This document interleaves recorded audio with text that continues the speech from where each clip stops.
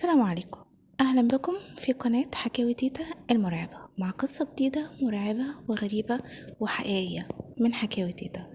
مسلسل سفاح الجيزة. تعرف ان المسلسل ده عن أحداث حقيقية، بل القصة الحقيقية كمان بشعة أكتر من المسلسل.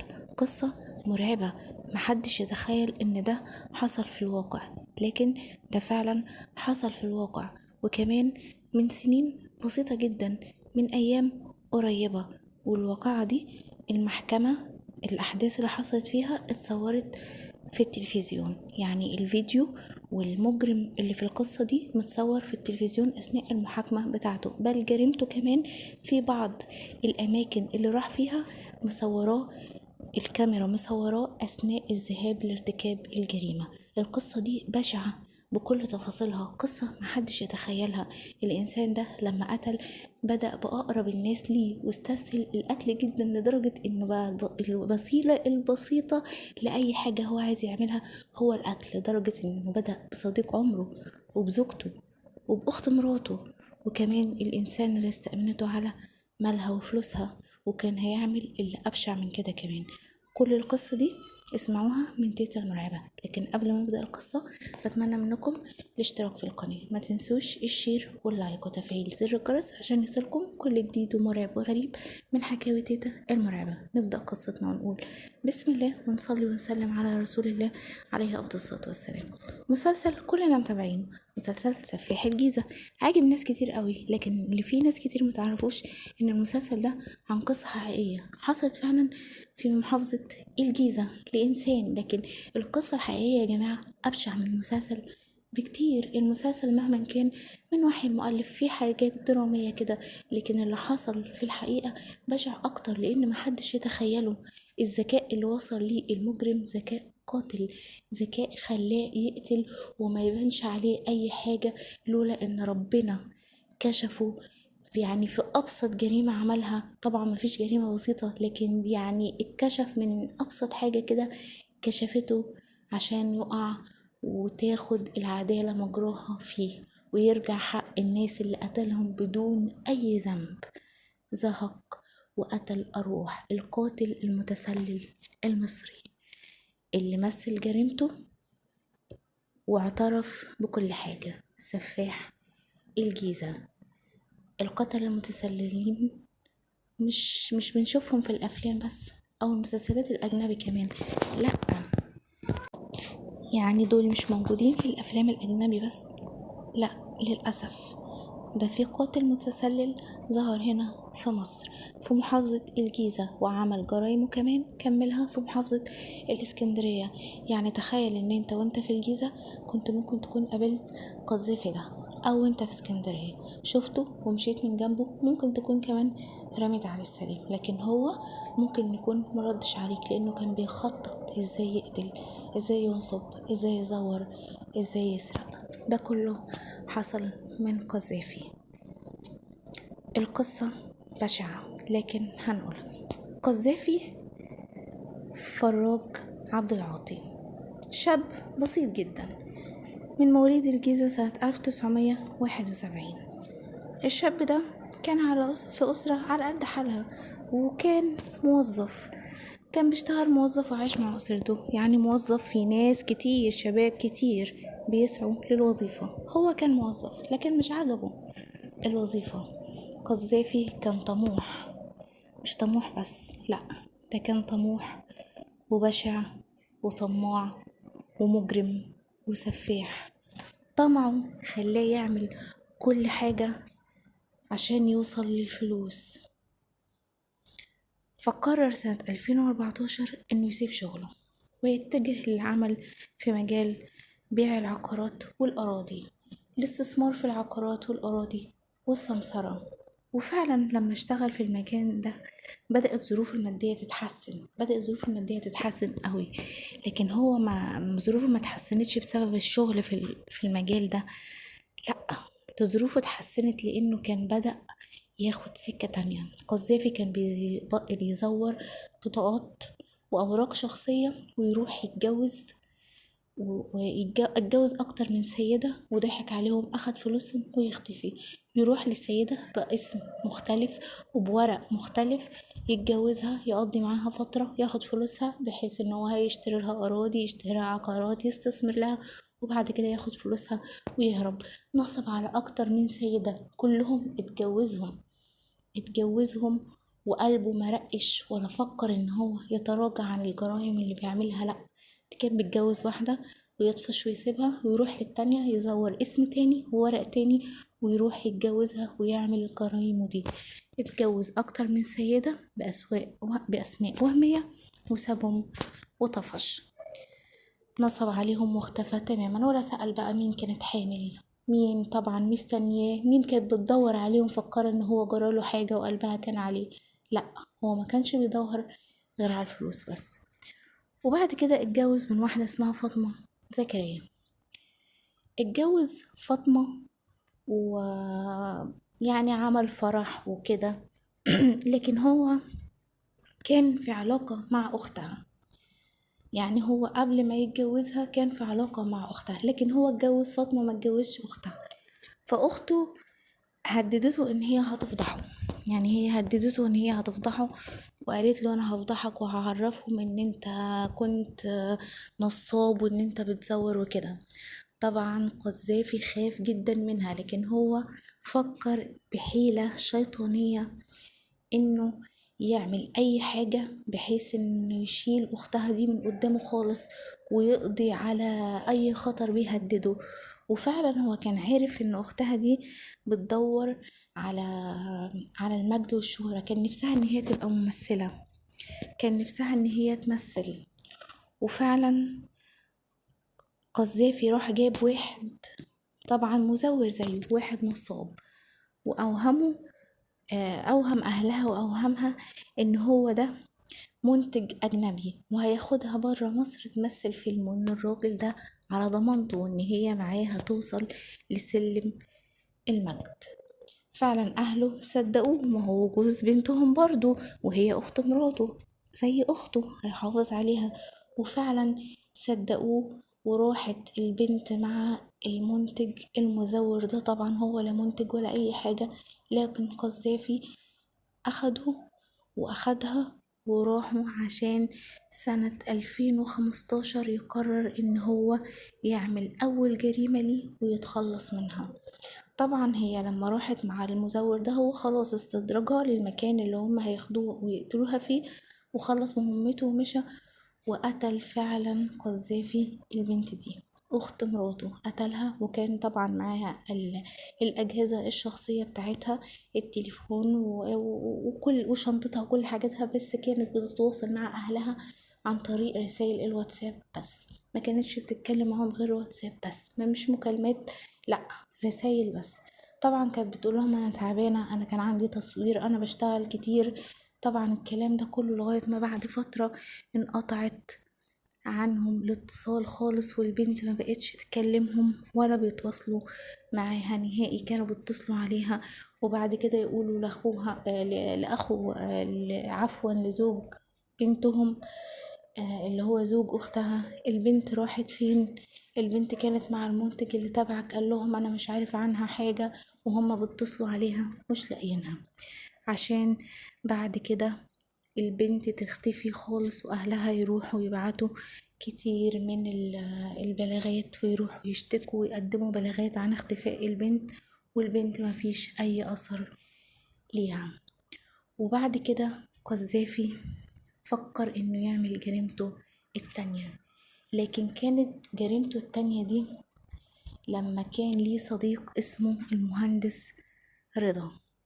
المهندس رضا ده كان عايش كل حياته في السعودية، بس كان صديق قريب جدا من قذافي، كان صديق عمره، كان صاحبه. فقذافي اقترح عليه ان هو يبعت له فلوس وان هو يشغلها له في العقارات وفي الاستثمار العقاري. طبعا المهندس رضا صدقه لأنه صديق عمره وبيثق فيه ثقة كبيرة جدا، وبعت له فعلا فلوس، وبعت له مبلغ كبير كمان. يعني أول ما قال له في مكاسب وأنا هكسبك من الموضوع ده والاستثمار العقاري هايل جدا، وفعلا وافق ان هو يبعت له الفلوس، وبعت له مبلغ كبير جدا. لكن المهندس لاحظ ان مفيش اي مقابل بيجي او اي ارباح بتيجي من الفلوس اللي هو دفعها دي. مفيش اي فلوس بتيجي خالص، ولا في اي ربح. الفلوس ولا كأنه بعت حاجة. قال له فين الفلوس اللي بتيجي؟ فين انت شاري مثلا ارض؟ انا مش شايف حاجة. المهندس رضا كمان كان عامل له توكيل بحيث ان هو يشتري العقارات دي ويكتبها باسمه. فقال له انا هنزل مصر عشان اشوف الحاجات اللي انت اشتريتها. انت بتقولي ان انت اشتريت لي شقق وعمارات واراضي، انا عايز اشوفها. لو انت شاريها كده بس وما بيجيش منها ربح او ما بيجيش منها ايجار، انا هنزل اشوفها برضو كده. وفعلا اتفق ان هو ينزل مصر، وفعلا يطمن على املاكه طبعا، وفعلا نزل مصر. ففي بولاق الدكرور قذافي قال له انا عازمك على العشاء في الشقة اللي انا شاريها باسمك. ده الشقة دي بتاعتك وانا شاريها لك، وتعالى هنروح نتعشى فيها وتشوفها وتتفرج عليها، وبعد كده ابقى افرجك على باقي العقارات. وفعلا المهندس رضا راح مع صديق عمره الشقة بتاعته عشان يتعشوا فيها ويشوفها. وطبعا العشاء كان جاهز، لكن قذافي كان حاطط فيه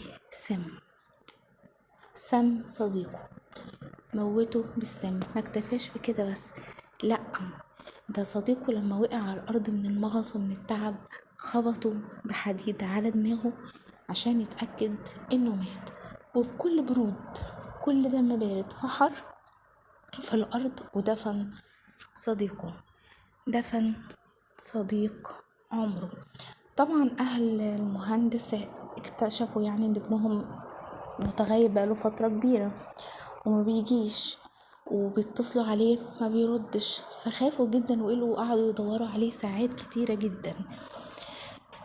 لكن قذافي كان ذكي ذكاء يخوف، ذكاء مرعب، ذكاء مؤذي. قذافي أخد التليفون وبعت رسالة منه لأهل المهندس، قال لهم إنه كان ماشي في مظاهرة، ماشي جنبه مظاهرة واتاخد ضمن المظاهرة واتقبض عليه وهو في مكان هو مش عارفه. وما تقلقوش عليه، هو هيتحجز فترة وبعد كده هيطلع لما يتأكدوا ان هو ملوش دعوة بالمظاهرة وما كانش ماشي فيها ولا اي حاجة. وفعلا اهله اقتنعوا بالرسالة وصدقوها واطمنوا، وما بقوش يسألوا عليه ووقفوا سؤال عليه خالص لغاية ما فترة احتجازه دي طالت جدا، يعني طول قوي غيابه. قلقوا عليه وقدموا فعلا بلاغات وعملوا بلاغات كتير، ومفيش اي اخبار عن المهندس رضا خالص. ما كانش فيه اي اخبار او انباء عنه. طبعا مهندس رضا كان اتقتل واتدفن بكل هدوء وبكل برود من صديق عمره وصاحبه. طبعا ما اكتفاش بكده قذافي، لأ، الجريمة اللي بعد كده كانت ان هو قتل مراته. ايوه، قتلها برضو قتلة بشعة والعياذ بالله. مراته اكتشفت البطاقات الكتير المزورة اللي عنده، وورق مزور كتير جدا واسماء شخصية، اسماء وهمية، وبطاقات كتير ليه نفس صورته لكن باسماء مختلفة.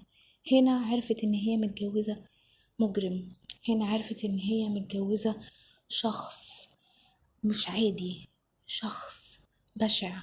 في الوقت ده هددته وقالت له انا هفضحك وهعرف كل الناس ان انت حرامي وان انت نصاب، انت وديت اختي فين والبطايق دي انت بتعمل بيها ايه. طبعا هو قال لها مفيش حاجة، ده كان ورق كده وانا كنت بخلصه وانا ما عملتش اي حاجة. وفعلا سمها وبعد ما سمها دفنها. لكن دفنها فين؟ نفس الشقة اللي دفن فيها المهندس رضا، وكأنه كان عامل الشقة دي مقبرة جماعية لأهله ولأصحابه، لضحايا جرايمه. دفن فيها صديق عمره ودفن فيها زوجته، مراته اللي كانت بتنام جنبه على فرشته، قتلها عشان نفسه، بس عشان يحافظ على نفسه ويحمي نفسه. طبعا البشاعة ما وقفتش عند كده، لا، ده كمان أجر الشقة. فضلت الشقة متأجرة 4 سنين بالجثث اللي مدفونة فيها. وطبعا هو كان بارع في إخفاء آثار أي جريمة، كان بارع، كان بيعمل فعلا الجريمة الكاملة اللي محدش يعرف يكتشف من وراه أي حاجة. الشقة اتأجرت، البلاغات كانت كتير جدا، لدرجة إن أهل زوجته قدموا بلاغ فيه إن هو قتلها وقتل أختها، وإن هي اختفت هي وأختها، وإن هو ورا اختفائهم هما الاتنين، إن هو قتلهم أو إن هو خطفهم. طبعا ما كانش فيه أي دليل عليه، فاتحجز وطلع على طول بدون أي حاجة أو أي إجراء، لأن مفيش دليل عليه. لا، ده كمان من بشاعته ومن بجحته قدم بلاغ في مراته ورفع عليها قضية إن هي طفشت وإن هي سرقت فلوس ملكه، يعني أخدت مبالغ كبيرة مالية، يعني قتلها وكمان اتبلى عليها ولبسها جريمة واتهمها إن هي حرامية والعياذ بالله. بشاعة ما بعدها بشاعة. مش يكتفي كده قذافي، لأ، فكر في أكتر من حاجة كمان. يعني هو مش سفاح بس زي ما قلنا، لأ، ده سفاح وطماع وبشع. في سنة 2017 باع كل ممتلكات المهندس رضا بالتوكيلات اللي كان عاملها له ليه. يعني كل الأملاك اللي هو كان شاريها باسم المهندس رضا باعها لنفسه بالتوكيل اللي كان المهندس رضا عامله له. طبعا أهل المهندس رضا قدموا بلاغ في قذافي إن هو ورا اختفاء المهندس رضا، لكن برضو ما كانش فيه أي دليل على إن قذافي إن هو اللي ورا اختفاء المهندس رضا، أو إن هو قتله أو إن هو أخفاه أو كده، ما كانش فيه أي دليل. قدموا طبعا الرسائل اللي كانت بتوصل لهم من الأرقام الغريبة. طبعا ده ما كانش اول بلاغ يتقدم في قذافي، لا، اتقدم فيه بلاغات كتير، ومنها بلاغات بالنصب ومنها بلاغات بالتزوير، لكن ما كانش فيه اي حد بيثبت عليه اي حاجة، وكان طبعا بيطلع براءة على طول. هنا قذافي قرر ان هو يسيب محافظة الجيزة، يغير المكان بقى، لان بدأ يبقى فيه بلاغات وشكاوى وحاجات، فقال يروح اسكندرية. ما راحش اسكندرية مثلا يتوب، او ما راحش اسكندرية ياخد القرشين اللي معاه ويقعد مثلا ما يعملش حاجة أو يفتح مشروع، لا، ده راح يكمل نصب ويكمل قتل. هناك اتعرف على بنت وقدر يقنعها ان هو يستثمر لها فلوسها في الأجهزة الكهربائية، ان هو يشتري أجهزة كهربائية ويبيعها ومكسبها كويس جدا، زي ما أقنع المهندس رضا انه يستثمر في العقارات. أقنعها فعلا ان هي تستثمر معاه فلوسها في مجال الأجهزة الكهربائية. البنت فعلا اقتنعت، وهو كان عنده قدرة رهيبة في الإقناع، وادته مبلغ كبير جدا. ولاحظت برضو بعد فترة إن مفيش أي عوائد أو أرباح بتجيلها من الفلوس دي أو من المشروع ده. فرحت له قالت له أنا عايزة الفلوس، أنا عايزة الفلوس اللي أنا اديتها لك، أنا مش هكمل معاك، أنا مش شايفة أي أرباح بتيجي من وراك. فقال لها تمام، بس انا مش معايا المبلغ ده دلوقتي، تعالي خدي بيه اجهزه كهربائيه، ممكن تجيلي المخزن اللي انا حاطط فيه الاجهزه وتاخدي بقيمه الفلوس بتاعتك اجهزه كهربائيه وتبيعيها انت او تعملي بيها مشروع او تستثمريها انت. طبعا البنت وافقت وصدقت كلامه. طبعا الناس يعني عندها حسن نيه، محدش يتخيل ان يبقى بيكلم حد ويثق فيه وهو جواه قاتل متسلل، قتل مرة واتنين وتلاتة، وأقرب الناس ليه ما دمعش عليهم ولا صعبوا عليه حتى. البنت طبعا صدقته وراحت للمكان المخزن اللي كانت هتاخد منه الأجهزة الكهربائية اللي هو قال لها هيديها لها مكان الفلوس بتاعتها. وفعلا راحوا اتقابلوا في المخزن، لكن هناك قتلها ودفنها مكانها، وكأن الأرض دي كانت بالنسبة له قبر يفحر ويدفن فيه زي ما هو عايز. طبعا في الوقت ده هو كان راح اسكندرية باسم تاني، مش باسم قذافي خالص، باسم مزور تاني. وبعد ما قتل البنت دي ودفنها ومحدش عرف عنها اي حاجة خالص، لان اهلها حتى ما كانوش عارفين مين الشخص اللي هي كانت مستثمرة معاه. وبعد ما خلصت جريمته واتقفلت حكاية البنت دي، راح اتعرف على بنت واتجوزها، بس اتجوزها وقرر ان هو يكمل حياته معاها باسم المهندس رضا، باسم صديق عمره اللي هو قتله. قرر ان هو يكمل حياته باسم المهندس رضا، وفعلا اتجوز بنت اسمها نهى من أسرة كبيرة جدا وغنية، اتجوزها باسم المهندس رضا اللي مزور بطاقته واخدها وبيتعامل بيها. والبنت بعد ما اتجوزته بكام شهر حصل خلافات كبيرة جدا بينهم وأدت إلى الطلاق، وهي راحت قعدت عند أهلها. طبعا في الوقت ده قذافي هيسكت، ما يرتكبش جريمة، مش طبيعته، لازم يكون في جريمة. فضل قذافي يطاردها ويراقبها، كان عايز ينتقم منها بأي شكل، كان يعني الجريمة كانت بتجري في دمه، لازم يأذي، لازم يعمل حاجة. وفعلا انتهز ان هي مش موجودة هي وأسرتها، وطلع وهو لابس نقاب شقتهم، سرق فلوس وذهب من شقتهم، لأن طبعا يعني هو كان جوزها فكان عارف بيتهم والمداخل والمخارج. لابس النقاب والكاميرا كانت مصوراه، كاميرا البيت صورته، لكن هو كان لابس نقاب فكان خافي عنه. يعني كان خافي من كل ملامحه، محدش كان عارف مين ده. دخل وسرق ونزل وفضل مخبي الفلوس والذهب. طبعا أهل البنت قدموا بلاغات كتير، لكن محدش عرف يتوصل للي سرق ده مين.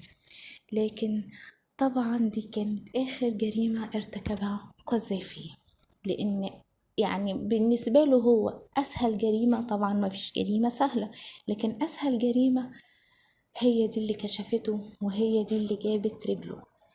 قذافي أخد في سنة 2020 أخد الذهب وقرر إن هو يبيعه في محل دهب، لكن هو ما كانش يعرف إن مواصفات الدهب المسروق دي عند كل الجوهرجية، لأن أهل البنت قدموا مواصفات بالدهب المسروق في كل أقسام الشرطة، وكل الجوهرجية كان عندهم مواصفات الدهب المسروق ده، عشان بعد كده لما يروح قذافي يبيع الدهب، صاحب محل الدهب أول ما شاف الدهب عرف إن اللي بيبيع الدهب ده حرامي ولص، وهو ده اللي سرق الدهب.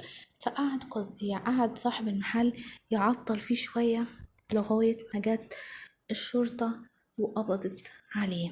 الشرطة طبعا لما قبضت عليه كان باسم شخص يعني رابع أو خامس أو سادس غير كل الشخصيات اللي ظهر بيها.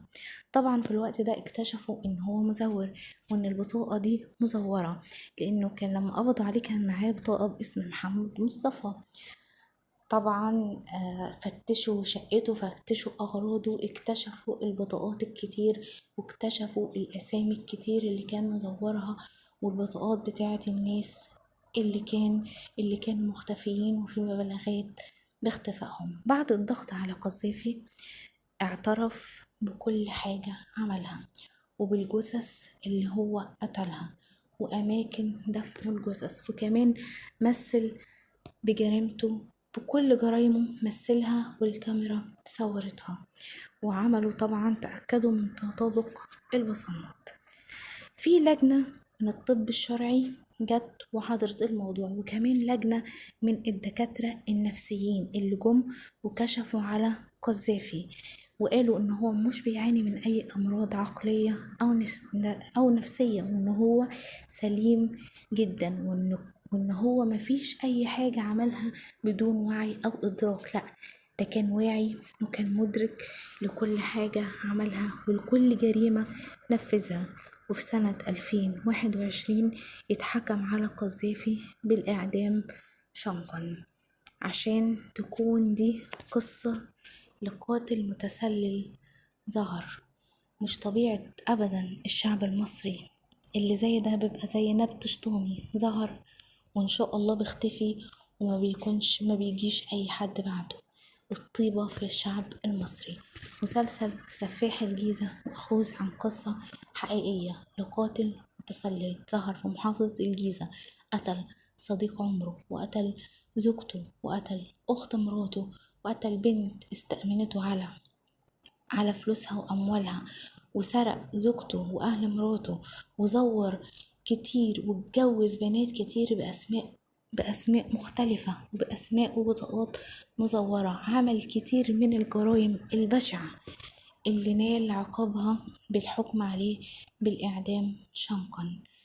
القصة دي حقيقية وحصلت بالفعل، والقصة الحقيقية أبشع من المسلسل بكتير. بتمنى القصة تكون عجبتكم، ما تنسوش الاشتراك في القناة والشير واللايك وتفعيل زر الجرس عشان يصلكم كل جديد ومرعب وغريب من حكاوي تيتا المرعبة. والسلام عليكم ورحمة الله وبركاته.